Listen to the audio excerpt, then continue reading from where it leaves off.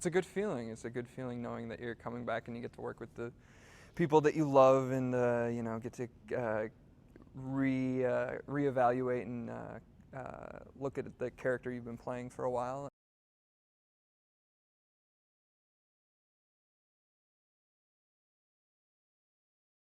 I got lucky enough to go to Mexico City and do the kind of Latin America press tour down there, and I was just, so many people were just so excited for it, and you don't realize that it's like reaching a worldwide audience, and you think like, oh, just a American audience, and you just don't realize like, oh, this is going to like parts in the UK and parts in China and like just all over the world. So people are just seeing all these different things, and it's like interesting to hear their interpretations of it and to meet different people who love the show and love what we're doing.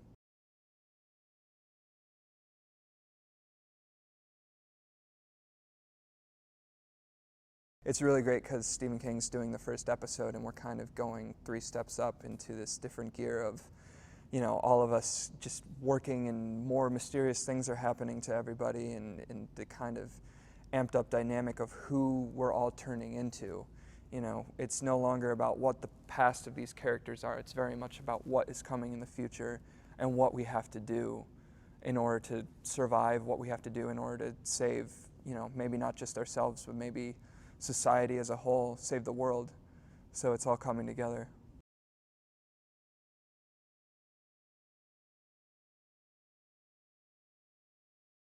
This year he's taking the reins and he's going to bring us, he's starting out just like with a bang. He's bringing us to this really just interesting place and precedent for the first episode, and we're going to be pointed in this really interesting direction.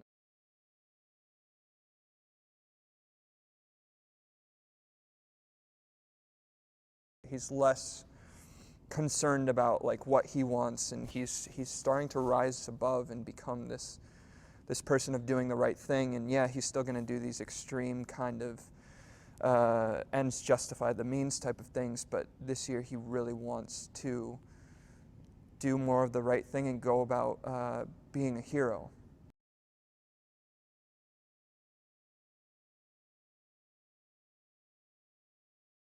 This season he wants to be more of the good guy, but old habits die hard.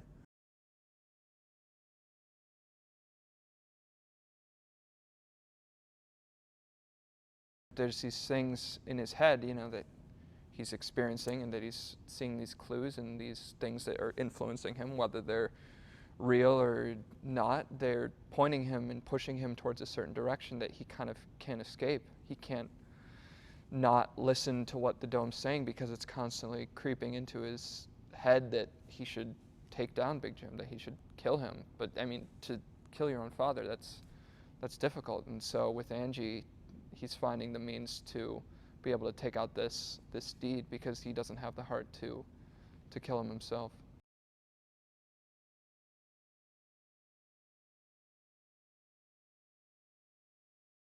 At the end of last season, we saw his dad and Junior finally are coming together. They're finally finding common ground, and they're hugging each other, and they've formed this alliance of how they're going to rule the town supposedly and lead, like his dad says.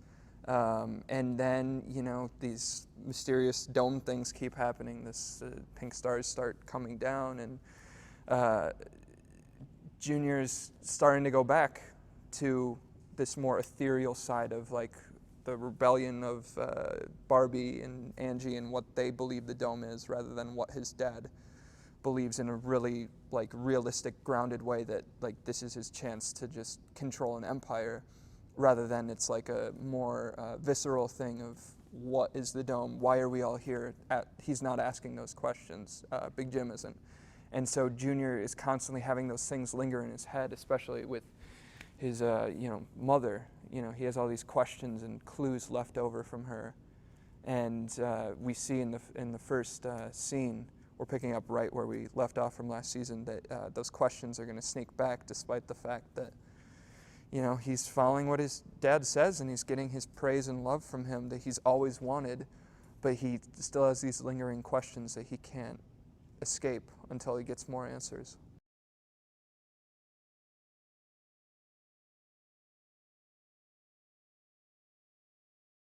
There's always going to be tension between the two of them. You know, the big thing, I think last year, he said to him, Junior says, you know, Dad, I never wanted to play football, but you wanted that for me.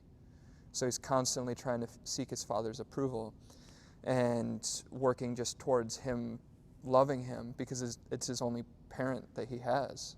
And, you know, no matter what he does, there's still going to be something in him that's like, I can forgive you, we can find a way, we can reach this common ground, but it never fully comes to fruition. And I think this year we're going to start seeing more of Junior just being like, I don't need to follow my father's footsteps. I can overcome him. I need to go more towards the stuff that, you know, the mother was talking about, these clues, because that's more of who Junior is. He's more like his mother, and he's not like his father. His father wants him to be kind of like this reflection of himself in a younger version that could be better and be, you know, the prince who will be the king once he goes. But that's not who Junior wants to be, and that's not what's going to happen over season 2.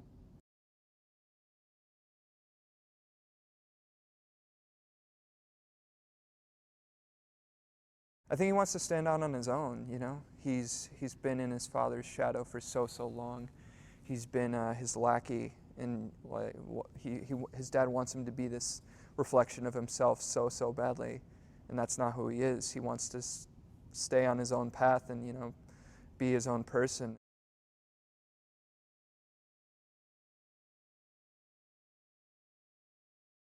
He's starting to listen to what Angie says, and he's starting to follow her, and they're kind of scheming and plotting to take down Big Jim because he's seeing signs that it's the right thing to do, and that's the only way that we're ever going to be able to get out from under the dome.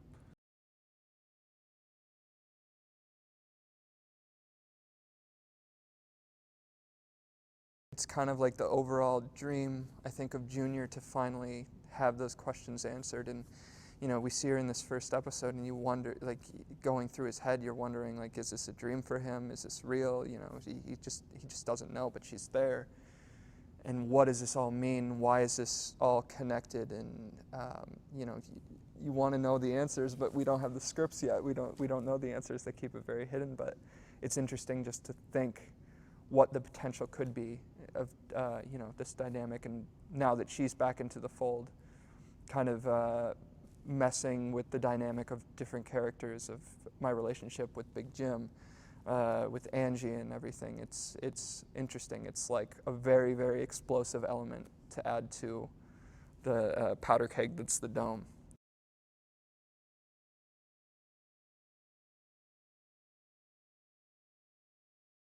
It's tough, you know. It's always hard. You grow so close with this person, you become like a small family, and then you lose people. And, you know, we lost Jolene last year, but, you know, it's great knowing with the show that they could come back at any moment, and that they could, you know, make a surprise appearance, and you get to hang out with them. They come out to Wilmington for a couple days, and you pick up where you left off. And but now it keeps you on your toes. It keeps you very much wanting to do good work. And, you know, when, like, I know, like, the second Junior stops serving the story, like, if they want me to go, I'll happily go. That's like a thing, you know. I'm always about the story and what's best for the characters and the arc of the show overall. So you go kind of nobly but disappointed.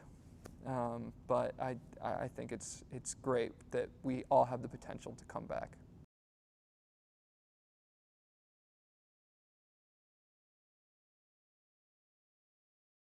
Probably Angie. You know, there's still that, like, addictive, like, love with Junior, of him wanting to, you know, protect her and save her any way he can. More, I think this year he's a little bit more selfless.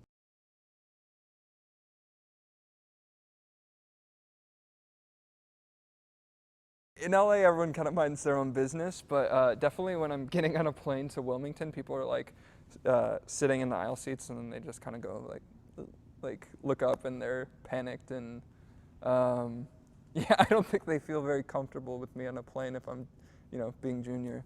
But yeah, it's just an interesting thing to see, just people who are fans and people who come up, and especially because Some people really hate Junior, and some people really love Junior and sympathize with him. And I've had reactions like from both sides of the fence. It's just like I've had somebody come up to me and he's like, "Dude, I hate your character so much," and then another like mother and son came up and they're like, "We sympathize with him and we love him, and we didn't get him at first, but now he's like starting to come around." So it's a good feeling that people are enjoying the work.